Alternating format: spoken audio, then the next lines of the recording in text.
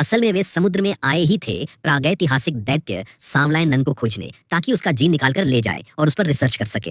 हुआ जी ने बेहोशी वाली बंदूक उसकी ओर तानी, लेकिन जहाज बुरी तरह हिल रहा था, निशाना लगाना मुश्किल हो गया। सहायक ने तुरंत आगे बढ़कर लॉक हुक से उसे जहाज के अगले हिस्से में फिक्स कर दिया, तभी जाकर जहाज स्थिर हुआ। कप्तान ने ध्यान से सांवलाइन नन की हरकतों को देखा और जहाज को मोड़कर पूरी रफ्तार से उसकी ओर बढ़ाया। बेहोशी वाली दवा सिर्फ 10 मीटर की दूरी पर ही असर कर सकती थी। हुआ जी ने सांस रोककर मन ही मन कहा, ये एक ही बार में सही होना चाहिए।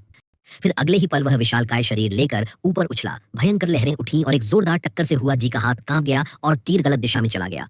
हुआ जी ने तुरंत सहायक को दूसरा डार्ट लाने को कहा, लेकिन अभी का तीर सांवलाइन नंग ने देख लिया था और उसे खतरे का आभास हो गया। वह सीधा हुआ जी की तरफ झपटा। सौभाग्य से हुआ जी की टांगे मजबूत थीं, वरना वो पलक झपकते ही उस दैत्य का शिकार बन जाती। वह तेजी से जहाज पर चढ़ी और इतने नजदीकी मौके पर बेहोशी वाला तीर सीधे उसकी पीठ पर दाग दिया। तीर सटीक लगा। जल्दी ही खून का सैंपल ले लिया गया। दवा वाला तीर ऑटोमेटिक रिबाउंड सिस्टम से ऊपर उठा और एक छोटा पैराशूट खुल गया। सहायक ने उसे संभाल कर पकड़ लिया। यह अरबों की कीमत का खून का नमूना आखिरकार उनके हाथ आ ही गया। लेकिन जैसे ही सब खुशियां मना रहे थे, डॉक्टर ने हैरानी से देखा कि समुद्र की सतह पर कुछ छोटे डायनासोर नजर आ गए।